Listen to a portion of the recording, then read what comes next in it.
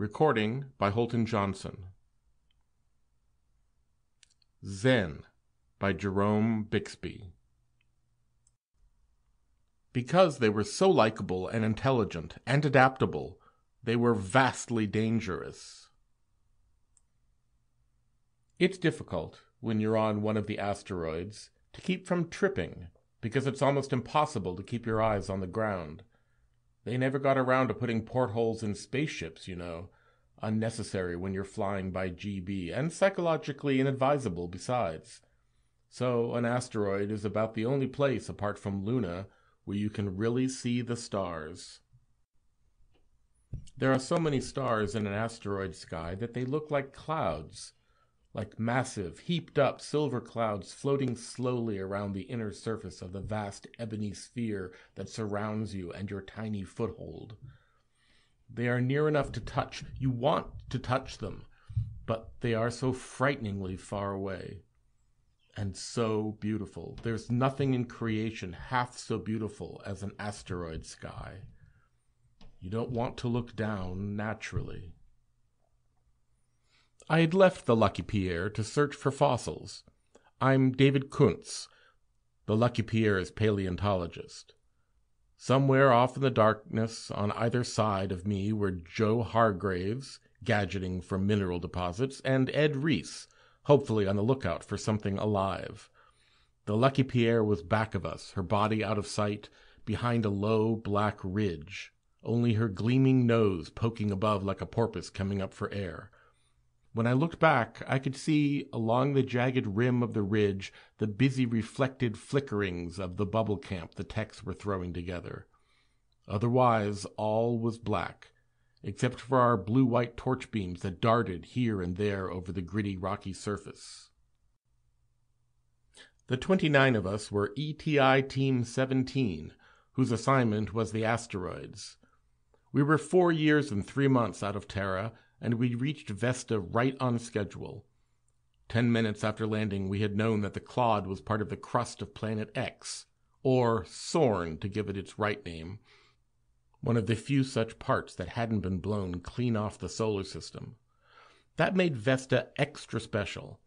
It meant settling down for a while. It meant a careful months-long scrutiny of Vesta's every square inch and a lot of her cubic ones, especially by the life scientists. Fossils, artifacts, inanimate life, a surface chunk of Sorn might harbor any of these, or all. Some we'd tackled already had a few. In a day or so, of course, we'd have a one-man beetle and crew boats out, and the floodlights orbiting overhead, and Vesta would be as exposed to us as a molecule on a microscreen. Then work would start in earnest. But in the meantime, and as usual, Hargraves, Reese, and I were out prowling, our weighted boots clomping along in darkness. Captain Feldman had long ago given up trying to keep his science-minded charges from galloping off alone like this. In spite of being a military man, Feld's a nice guy. He just shrugs and says, "Scientists," when we appear brightly at the airlock waiting to be let out. So the three of us went our separate ways, and soon were out of sight of one another.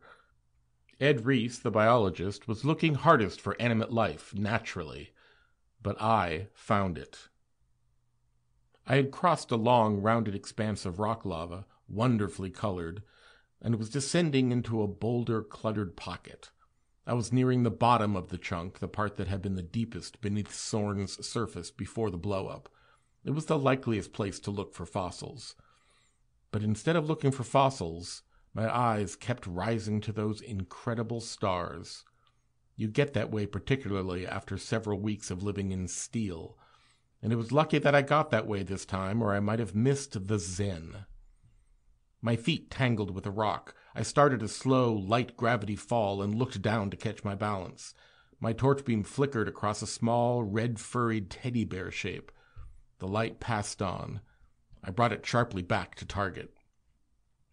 My hair did not stand on end, regardless of what you've heard me quoted as saying. Why should it have, when I already knew Yurt so well, considered him, in fact, one of my closest friends? The Zen was standing by a rock, one paw resting on it, ears cocked forward, its stubby hind legs braced ready to launch it into flight. Big yellow eyes blinked unemotionally at the glare of the torch, and I cut down its brilliance with the twist of the polarizer lens. The creature stared at me, looking ready to jump halfway to Mars or straight at me if I made a wrong move. I addressed it in its own language, clucking my tongue and whistling through my teeth. Su Zen. In the bright white light of the torch, the Zen shivered. It didn't say anything. I thought I knew why. 3,000 years of darkness and silence. I said, "I won't hurt you," again speaking in its own language. The Zen moved away from the rock, but not away from me.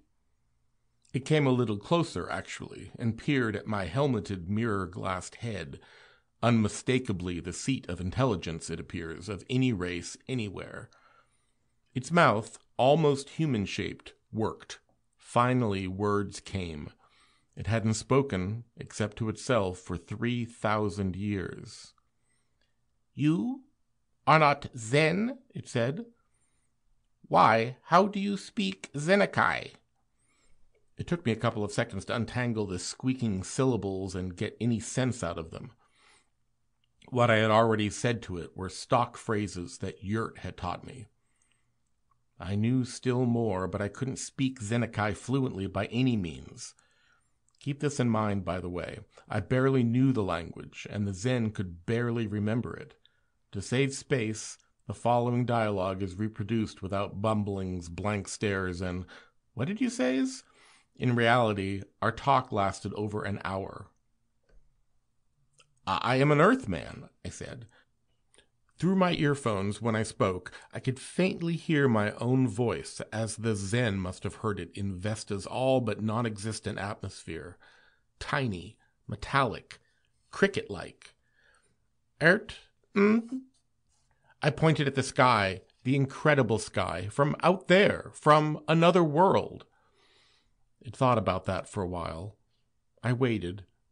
We already knew that the Zens had been better astronomers at their peak than we were right now, even though they'd never mastered space travel. So I didn't expect this one to boggle at the notion of creatures from another world. It didn't. Finally, it nodded, and I thought, as I had often before, how curious it was that this gesture should be common to Earthmen and Zen. "So, it said, "and you know what I am." When I understood, I nodded too. Then I said, "Yes," realizing that the nod wasn't visible through the one-way glass of my helmet. "I am last of Zen," it said. I said nothing. I was studying it closely, looking for the features which Yurt had described to us, the lighter red fur of arms and neck, the peculiar formation of flesh and horn on the lower abdomen. They were there. From the coloring, I knew this Zen was a female. The mouth worked again, not with emotion, I knew, but with the unfamiliar act of speaking. "I have been here for, she hesitated. "I don't know, for 500 of my years." "For about 3,000 of mine," I told her. And then blank astonishment sank home in me, astonishment at the last two words of her remark. I was already familiar with the Zen's enormous intelligence, knowing Yurt as I did, but imagine thinking to qualify years with when just out of nowhere a visitor from another planetary orbit pops up. And there had been no special stress given the distinction, just clear, precise thinking, like Yurt's. I added, still a little awed, "We know how long ago your world died." "I was child then," she said. "I don't know what happened. I have wondered."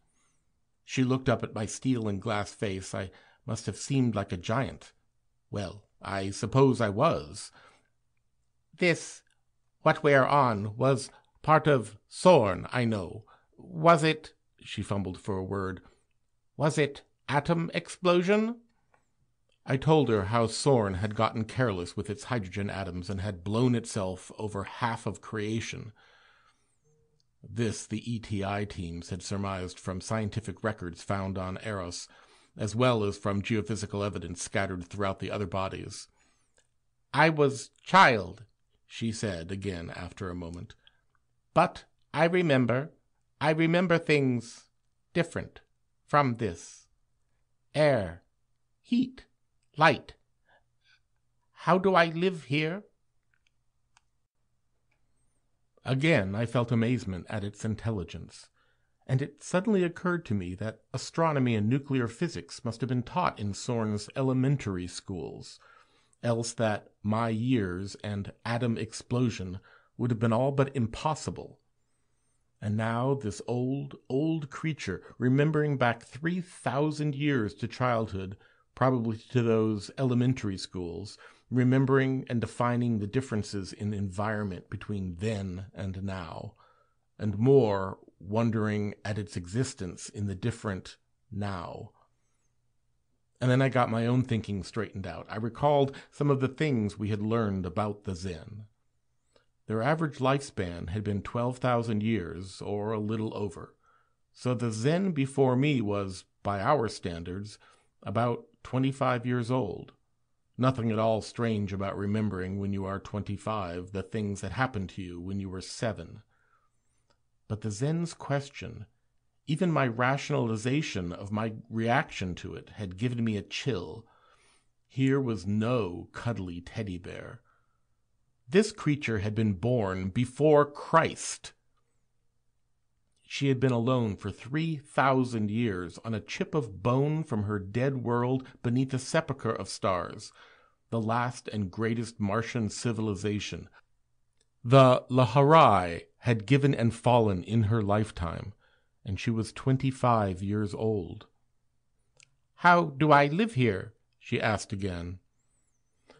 I got back into my own framework of temporal reference, so to speak, and began explaining to a Zen what a Zen was. I found out later from Yurt that biology, for the reasons which follow, was one of the most difficult studies, so difficult that nuclear physics actually preceded it. I told her that the Zen had been, all evidence indicated, the toughest, hardest, longest-lived creatures God had ever cooked up, practically independent of their environment, no special ecological niche, just raw, stubborn, tenacious life, developed to a fantastic extreme, a greater force of life than any other known, one that could exist almost anywhere under practically any conditions, even floating in mid-space, which, asteroid or no, this Zen was doing right now. The Zen breathed all right, but it was nothing they'd had to do in order to live. It gave them nothing their incredible metabolism couldn't scrounge up out of rock or cosmic rays or interstellar gas, or simply do without for a few thousand years. If the human body is a furnace, then the Zen body is a feeder pile. Maybe that, I thought, was what evolution always worked toward. "Please, will you kill me?" the Zen said. I'd been expecting that. 2 years ago, on the bleak surface of Eros, Yurt had asked Engstrom to do the same thing. But I asked why, although I knew what the answer would be, too. The Zen looked up at me. She was exhibiting every ounce of emotion a Zen is capable of, which is a lot, and I could recognize it, but not in any familiar terms. A tiny motion here, a quiver there, but very quiet and still for the most part. And that was the violent expression. Restraint. Yurt, after 2 years of living with us, still couldn't understand why we found this confusing. Difficult aliens, or being alien. "I've tried so often to do it myself," the Zen said softly, "but I can't. I can't even hurt myself." "Why do I want you to kill me?" she said, even quieter. Maybe she was crying. "I'm alone. 500 years, Ertman. Not too long. I'm still young, but what good is it, life, when there are no other Zen? How do you know there are no other Zen? There are no others, she said almost inaudibly. I suppose a human girl might have shrieked it. A child, I thought, when your world blew up. And you survived. Now you're a young 3,000-year-old woman, uneducated, afraid, probably crawling with neuroses. Even so, in your 1,000-year terms, young lady, you're not too old to change. Will you kill me? She asked again. And suddenly I was having one of those eye-popping third-row center views of the whole scene, the enormous, beautiful sky, the dead-clawed Vesta, the little creature who stood there staring at me, the brilliant, ignorant, human-like alien, old, young creature who was asking me to kill her. For a moment, the human quality of her thinking terrified me. The feeling you might have waking up some night and finding your pet puppy sitting on your chest, looking at you with wide eyes and white fangs gleaming. Then I thought of Yurt, smart, friendly Yurt, who would learn to laugh and wisecrack, and I came out of the jeebies. I realized that here was only a sick girl, no tiny monster. And if she were as resilient as Yurt, well, it was his problem. He'd probably pull her through. But I didn't pick her up. I made no attempt to take her back to the ship. Her tiny white teeth and tiny yellow claws were harder than steel, and she was, I knew, unbelievably strong for her size. If she got suspicious, or decided to throw a phobic tizzy, she could scatter shreds of me over a square acre of Vesta in less time than it would take me to yelp. Will you? She began again. I tried shakily. Hell no! Wait here. Then I had to translate it. I went back to the Lucky Pierre and got Yurt. We could do without him, even though he had been a big help. We'd taught him a lot. He'd been a child at the blow-up, too. And he'd taught us a lot, but this was more important, of course. When I told him what had happened, he was very quiet. Crying, perhaps, just like a human being, with happiness. Cap Feldman asked me what was up, and I told him, and he said, "Well, I'll be blessed." I said, "Yurt, are you sure you want us to keep hands off, just go off and leave you?" "Yes, please."